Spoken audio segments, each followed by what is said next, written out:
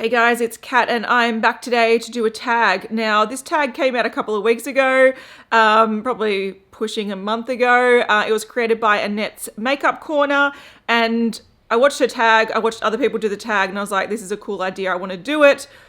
But it took me about 3 weeks to actually figure out what I want to feature in it. So today's the day I'm doing it. So essentially this tag is called If I Could Only Keep 10 Eyeshadow Palettes. And the premise is if you could only keep 10 of your eyeshadow palettes, which 10 would it be? And everyone that I've seen do this has really struggled with it.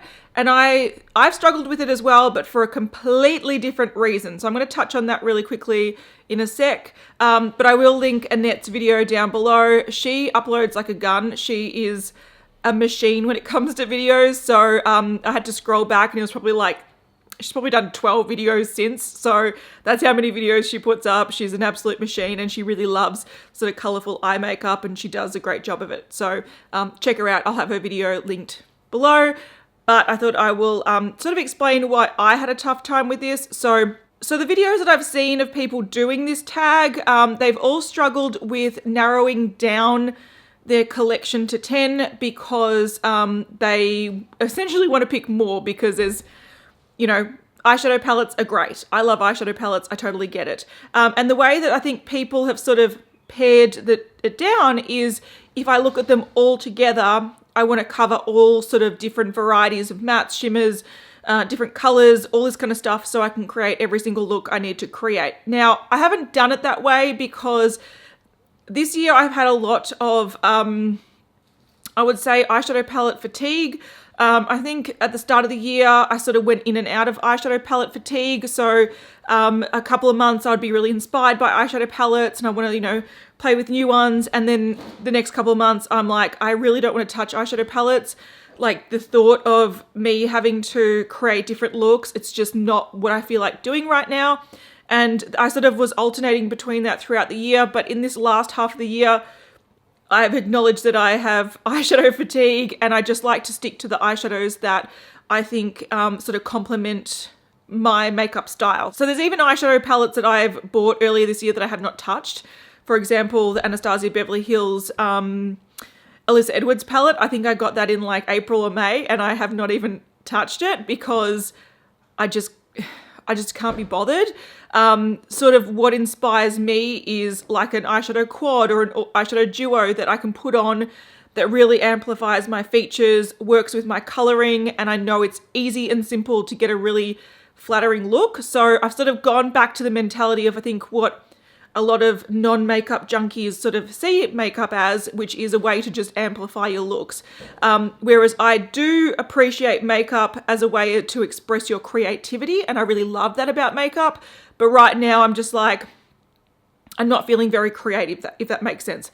I want to use something that works, that I know looks good on me, that works with my coloring, that I'm not going to have a bad makeup day if I try that green or that teal.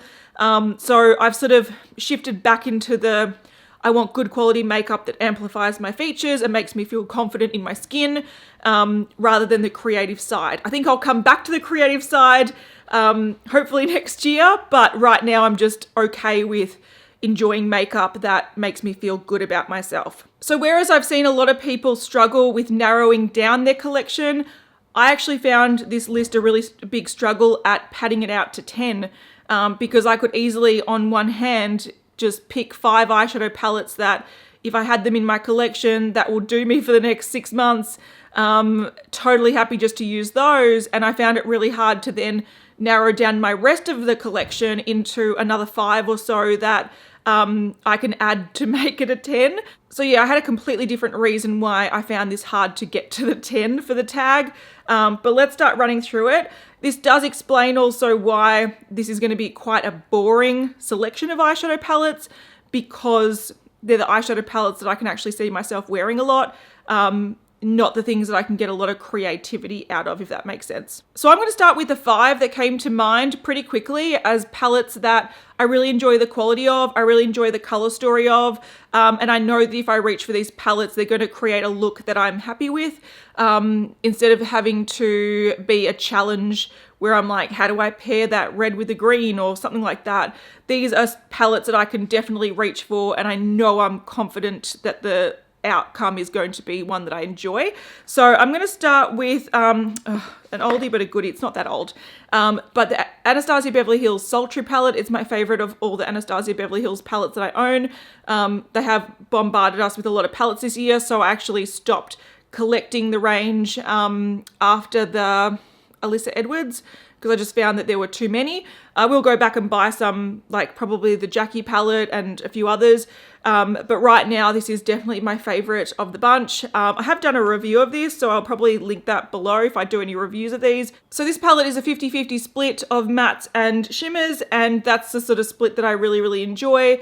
I also really love having special sort of shimmers all over the lid and then being able to build the look with different mattes. So I like that there is the nice split. I might turn this down so you can see it a bit better because it's looking a bit washed out. What I love about this palette is that it's got beautiful browns that I can wear just on a daily basis. I can throw on like this shade or that shade or that shade or even the gold just all over the lid, blend it out with one of the sort of transition colors. And that's sort of a daily look for me that I know works really, really well. Also, these sort of grays and silvers are super flattering. They're really, really gorgeous. They've got some like almost, I want to say taupey tones to them. So normally I don't wear silvers and grays because they don't suit my coloring, but because these have more of a taupe tone to them, they're very, very flattering. I really, really love them. So pretty much every look I've created using this palette, I've really enjoyed. Even the pop of coral works with some of these like golds and whatnot. Also, I want to mention this gold is actually a really beautiful gold. I don't like really yellow golds, even though I'm wearing a bit of yellow gold in my eyes today. This one is like a really, really beautiful soft gold. Yeah, everything about this I love. I love the formula. I love the colors that's in it. It's quite cool toned, but the cool tone browns is what generally suits me. So I love this palette. The next palette is definitely not going to be a surprise for anyone. This is actually my replacement palette, so it looks barely used. I have used it, but not much. So the Melt Gemini palette, mine throughout the year went a bit like, was growing stuff on it. And Melt actually replaced it for me. So this is my replacement one, so it's not as heavily used as the previous one was, but these are glorious shades. So particularly those 4 shades there and the mustard, I love. These are the best greens I've come across in my life when it comes to eyeshadows. They're just super, super flattering. And this sort of murky chartreuse color is so unique. I haven't found it anywhere else. So those are the colors there. They're like army greens. You've got a shimmer, you've got sort of a mid-toned matte, you have a darker matte, and then you have that chartreuse color here, which again, I haven't been able to find something similar in any other palette. And these sort of colors just work on my coloring so well that I can't actually find anything to beat it. There have been palettes that have come out this year that have tried to sort of dupe it in certain ways. I haven't tried them all, but like, for example, the Kaleidos one, which pretty much mimics these shades and a couple of the nudes, it just does not have the vibrancy that these colors have. So even though they are murky colors, they are still quite vibrant colors. And you can create some really beautiful, punchy, sort of grungy eye looks with it. Whereas I found the Kaleidos ones, they look similar in the pan, but when you swatch them, they almost look dull and grey compared to these. So these, I think, can't be beat. They make the best sort of yellow-toned, warm green, sort of smoky look. And it is definitely a look that I reach for very, very often. Also goes really nicely with golds and browns, with a red lip, with a nude lip. So it's a palette that I really love, particularly for those green shades. And even if it goes bad every year, I'm just going to get them to replace it every year because I want it in my collection. One palette that's a slightly different color story, but it is still very wearable.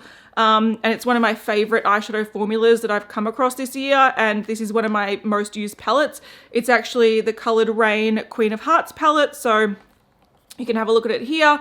You can see that it's got some browns, it's got that gold, it's got like a light sort of champagne taupe. It's got some of those basic sort of crease colors, blending out colors, but it's also got a bit of purple and it's got a bit of orange in here. And I just love this palette. I don't go for purples as much as I do like to go for greens, but these tones work perfectly together. The looks I created, I loved. And the formula of these are really, really nice. So if I do want to delve into more of that purple tone, which does work really nicely for my skin coloring and my brown eyes, and once again, if you go for the gold, you can work in some purples. This is a palette that I absolutely adore. So yeah, slightly different tone. This is, again, not a surprise. Viseart Liaison palette. Once again, if I want to go quite cool toned and I want to delve into purples, but more of a cool tone purple vibe, this is the palette I like to go for.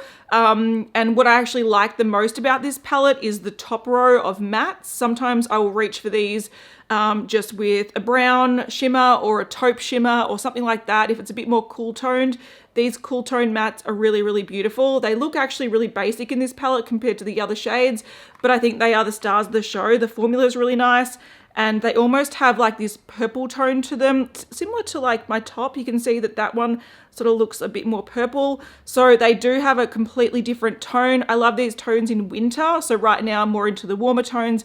It's summer in Australia, but so these are just really, really beautiful ways to add a bit of like a berry tone to your look. But what I also like about this palette, there's a bit of sparkle. I do think the middle shades are probably too similar because they all have that sort of silvery, sparkly effect.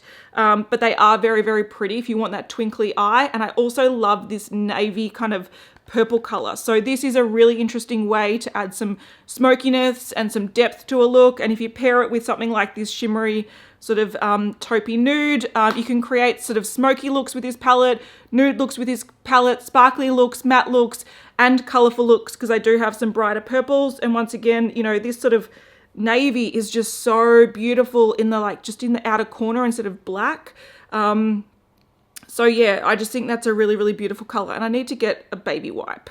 So again, I don't wear a lot of purple, but it does work quite well with my coloring. And with the last two palettes I talked about, colored Raine, you have the really warm toned purples. So you have that, definitely that sort of more pinky tone. This is more of an autumn vibe. But then if you want the more cooler toned purples, the Liaison palette gives you those. So yeah, you sort of cover a lot of basis if you do want some color with those two palettes. But then you have like the nudes to sort of, you know, work it all together and make a cohesive sort of flattering look. The next palette is the final of the 5 that I knew that was going to be in this, because it is like my go-to travel palette. This is actually a holiday palette from probably about 3 or 4 years ago, but it still stands out in my mind as being one of the best sort of small capsule palettes that I own, because the quality is beautiful and the versatility is really, really easy. So this is my travel palette. This is by Bare Minerals. It's the Regal Wardrobe.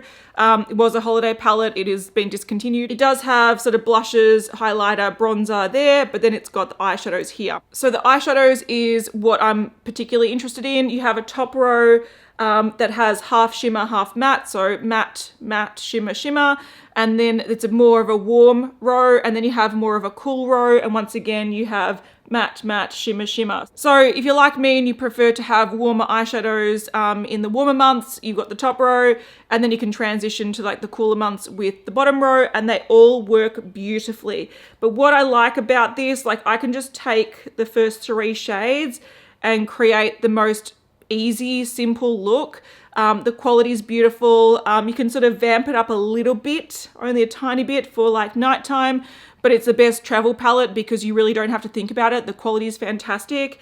And those sort of colors just work. You can't see the other one. It matches my skin tone.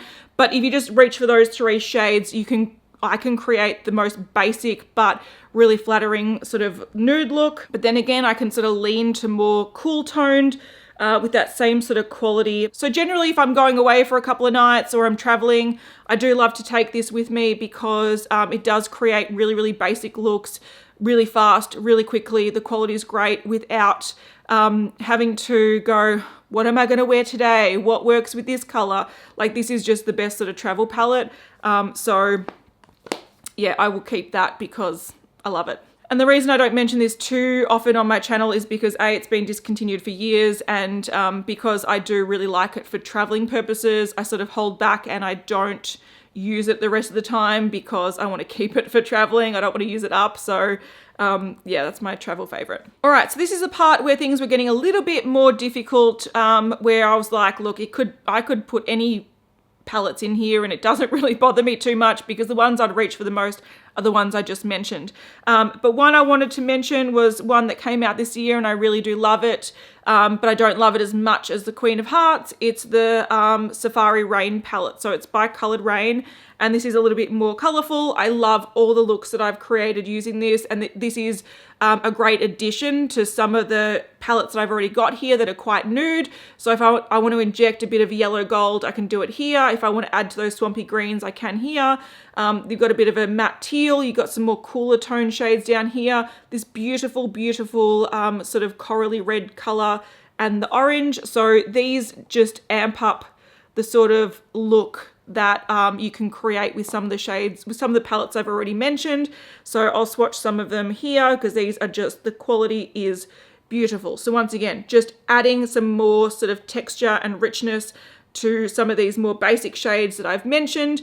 So Safari Raine I would definitely keep because, like I said, it's great in addition to, for example, the Queen of Hearts palette, but also on its own, it creates some really, really beautiful looks and the quality is great. So that one I'll be keeping. One of my most recent palettes, which I don't love the quality of this, but I did do a review and this stood out to being quite a unique palette in my collection, and I think it really serves a good purpose.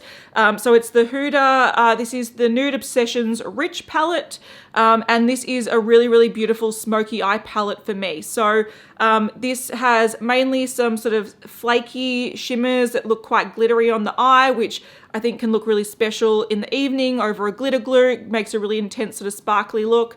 But I also love the deep colors here because if you want to create the most beautiful sort of warm, smoky, dark sort of vampy look, this is really gorgeous. So every look that I've created with this palette, I've really, really liked. I've had a good time, you know, mixing the colors. I particularly like these two shades here. So there's like a shimmery, it's like a rose gold, like it looks gold in the pan, but in reality it's quite rosy. And I love this dark purple. You can add this dark purple to pretty much any look, and it will just add a bit of richness without adding too much black to the color. So for these sort of colors alone, I would keep this palette in because I can really see myself wanting to go a sparkly sort of dark, sort of rich look for evenings. If I'm going out and I want a really bold eye, this is one I really enjoy. So I'll swatch these. So we have that sort of sparkly gold rosy shade there, and we have this beautiful dark purple.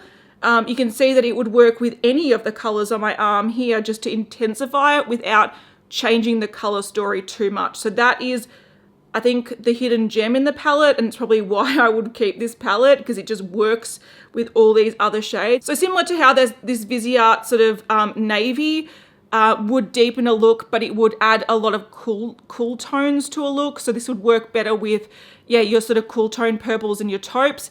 This one will work with a lot of warm colors and cool colors because it's quite a neutral dark purple shade. I think it's really, really beautiful, and I love it. The next palette's a bit of a weird one because I've literally picked it for one eyeshadow, which sounds really stupid, but I thought, yeah, you might want to inject some color into a look, and this is my favorite teal. So I thought I would have to include it. So the Block Party palette from SUVA Beauty. This is a 10-pan palette. You have like a matte white, you've got a matte pink, matte yellow, you've got like a shimmery mint, a shimmery sort of like apricot color, purple, a warm sort of gold orange here. But the thing that I like the most is also has a navy, which is good because I do like pop of navy in the outer corner just to like make a look a little bit different. But I particularly love this matte teal. This matte teal I adore. There's so many times where I will go for either a champagne look or a bronze look with a sort of teal liner, because I really love injecting some color into my eye looks with different liners, and one of my favorite colors is teal to use as a liner. This works beautifully with the teal, so you can just sort of smudge it out a little bit, smoke out the liner, put a little bit on your lower lash line just to add a pop of color. And this teal is my favorite. It's a little bit sort of like, I don't know, it's sort of firm and a little bit gritty, but boy, it's a great color, and I just can't fault it. That kind of color, I feel like I can inject even into a look with these two, just a pop of that on the lower lash line, outer corner, or something like that, just to create a bit more color. It's gorgeous. It goes really nicely with golds. It goes really nicely with some of these green tones. So I would actually keep that palette just for the teal. The navy is really beautiful too, and that sort of dark wine color, which is a shimmer, is pretty as well. But I picked this mainly for the teal. So these are nice dark colors, which I'll run there. So it sort of fits in that sort of color story there.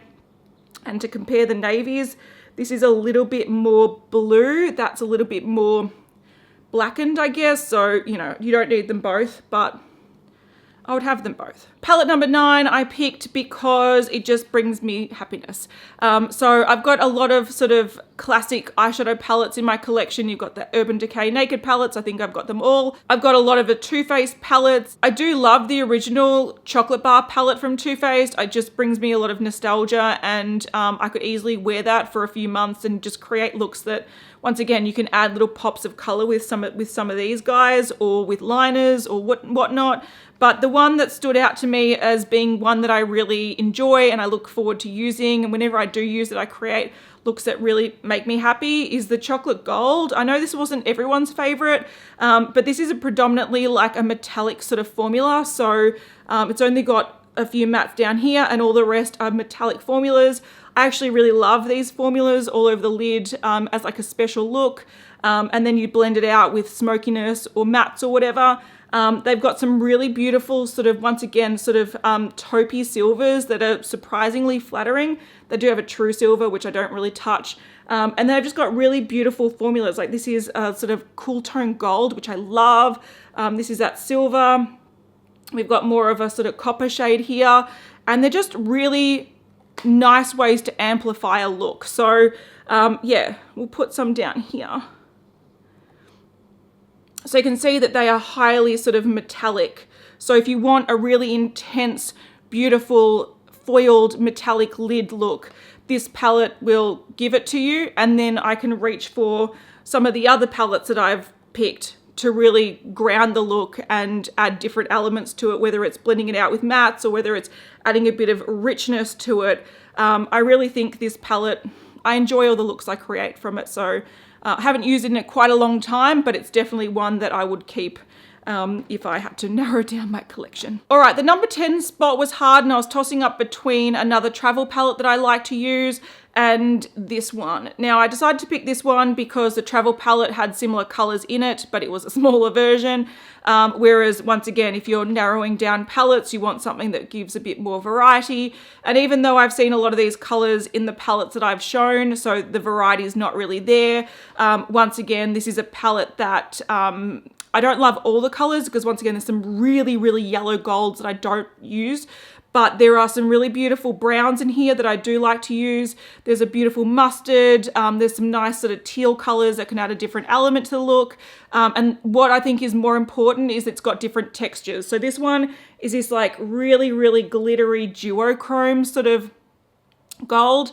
You have some really, really sparkly sort of topper gold shades, and this is another duochrome sort of color. So you have different textures in this one, which I think is important that I'm lacking in the other palettes, because sometimes I do want a bit of sparkle, I do want a bit of duochrome, and I don't really have it here. So I thought this one, even though it's not my perfect palette, and I don't use all of it because it's very, very gold heavy and I prefer cool tone golds or like subtle golds or brownie golds. I did like the versatility in textures with this. And just to demonstrate some of those texture differences, this one you can see is like a duochrome topper. So it's got almost like an orangey gold base and it's got this green gold sort of flash. This one is more of a similar sort of concept, but it's more of a foiled sort of really highly metallic version. This is like a glitter topper, which I really just like, just patting over some brown or just diffusing it and wearing it as like a sheer sort of sparkle.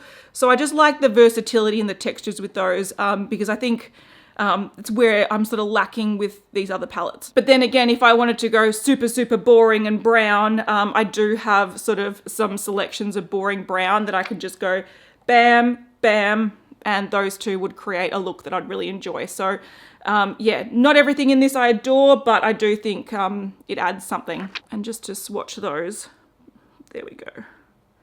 It's a beautiful brown, that one there.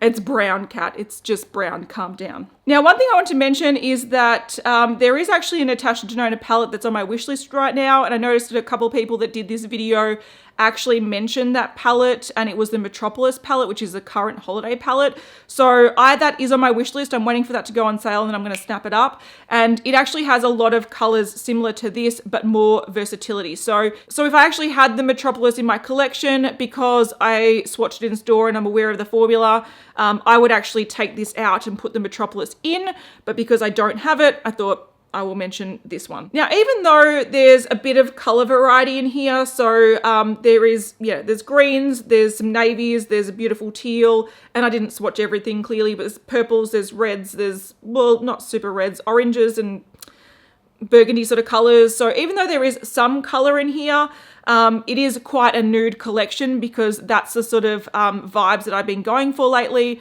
I like a bit of nude. I like a bit of wearable color that will pair really nicely with it without making it look too clownish. So that's sort of my vibe right now. But I wanted to have an honorable mention because if I did want to do what a lot of other YouTubers have done and said, I want a rainbow palette to include so I can create any look under the sun, I would actually include another palette. Now, the reason why this didn't make the top 10 is because I've never actually used this palette, to be honest. So if I wanted to create as much versatility as possible and I wasn't just happy with these colors and I wanted every color under the sun because I didn't want to be limited with what I've currently got, I would consider adding in the James Charles palette.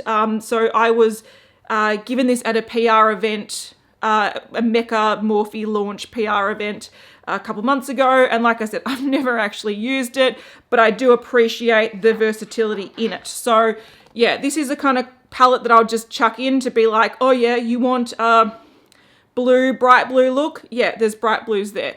Oh, you want some more yellow? There we go. I do think I've covered a lot of these colors in the palettes that I have, but these are like more sort of vibrant versions of them. So I would consider adding in a rainbow palette like this. I do have some other sort of colorful palettes, but I've noticed I don't have any sort of like all rainbow palettes. So even though I've never actually used this, something like this would potentially be a runner-up or an option that I would add on top of all my sort of wearable palettes. If I wanted to diversify my colors. So this sort of collection of eyeshadow palettes is pretty boring. There is some versatility in there, but it is essentially pretty boring.